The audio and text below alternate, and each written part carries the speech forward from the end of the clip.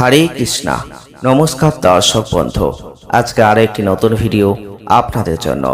আজকের ভিডিওটি অত্যন্ত গুরুত্বপূর্ণ বিষয় নিয়ে আলোচনা হতে চলেছে। আমরা আজকে আলোচনা করব শনিদেব, ন্যায়ের দেবতা। তিনি বক্রী হচ্ছেন কুম্ভ রাশিতে। 30 জুন 2024 চলবে 15 নভেম্বর 2024 পর্যন্ত। এই কয়েকটা দিন প্রত্যেকটা রাশি লগ্নের জাতক বা জাতিকাদের জীবনে খারাপ ভালো মিশ্রিত ফল কিন্তু ফলবেই। আর আজকে সেই গুরুত্বপূর্ণ রাশিকে নিয়ে আমরা আলোচনা করব, যেটা কুম্ভ রাশি বা অ্যাকোয়ারিয়াস সাইন, যেখানে শনিদেব বক্রী হবেন 30 জুন 2024। তাহলে এই কুম্ভ রাশির জাতক বা জাতিকাদের জীবনে কি ঘটবে? স্বভাবতই আপনার মনে একটা প্রশ্ন আসছে। কুম্ভ রাশির অধিপতি দেবও কিন্তু শনি, আর তিনি কিন্তু নিজের রাশিতেই বসে বক্রী হচ্ছেন।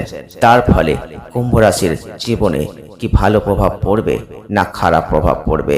জানতে গেলে ভিডিওটি পুরো দেখতে হবে। এই সংক্ষিপ্ত আলোচনার মধ্যে দিয়ে আমরা আপনাদের এমন কিছু বৈশিষ্ট্য, এমন কিছু কথা বলে দেব, যেটা আপনাদের জীবনে চলার পথে হয়তো সত্যি প্রয়োজন। বিশেষ করে বলবো, কুম্ভ রাশি বা অ্যাকোয়ারিয়াস সাইনের জাতক বা জাতিকা যদি আপনি হয়ে থাকেন, তাহলে এই সময়টাই আপনি একটু ক্লান্ত বোধ করতে পারেন এবং আপনার কঠোর পরিশ্রম প্রত্যাশিত ফলাফল নাও দিতে পারে। এটা এমন একটা চ্যালেঞ্জিং সময় যেখানে আপনি আপনার অনুভূতিগুলি যথাযথভাবে প্রকাশ করতে পারবেন না। ধৈর্য ধরবেন, ইতিবাচক হওয়ার চেষ্টা করবেন, কারণ সময় প্রত্যেকটা প্যাচ নিরাময় করবেই। এই যে বিশ্বাস, এই আত্মবিশ্বাস আপনার মধ্যে রাখবেন। বিশেষ করে দেখবেন আপনার কঠোর পরিশ্রম প্রত্যাশিত ফলাফল অর্জন করতে পারে না, যে কারণে আপনি ক্লান্ত বোধ করেন অনেক সময়। আর আপনি আপনার অনুভূতি যথাযথভাবে প্রকাশ করতে পারেন না এবং এই সময়ও কিন্তু পারবেন না।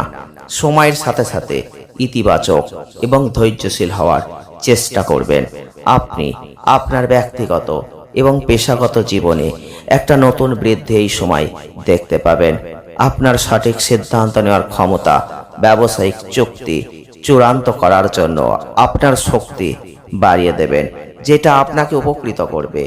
শনিদেবের বক্রী অবস্থান কুম্ভ রাশিতে, আর এই কুম্ভ রাশির জাতক বা জাতিকাদের অবশ্যই ব্যবসায়িক কোনো মিটিং এবং অন্যান্য পেশাগত দায়িত্বের জন্য নিজেকে ভাবতে হবে, প্রস্তুত করতে হবে।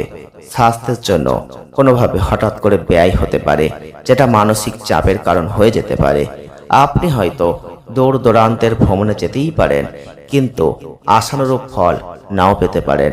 আপনার এবং আপনার স্ত্রীর মধ্যে এই সময় একটু বিবাদ চলতে পারে, তাই ধৈর্য ধরবেন। এই পর্যায়টা পার হতে দিন, দেখবেন ভালো সময় নিশ্চয়ই অপেক্ষা করছে আপনার জন্য। ভিডিওটি এ পর্যন্তই। ভালো লাগলে লাইক করবেন, শেয়ার করবেন, চ্যানেলটিকে সাবস্ক্রাইব করবেন। সকলে ভালো থাকুন, সুস্থ থাকুন, আনন্দে থাকুন।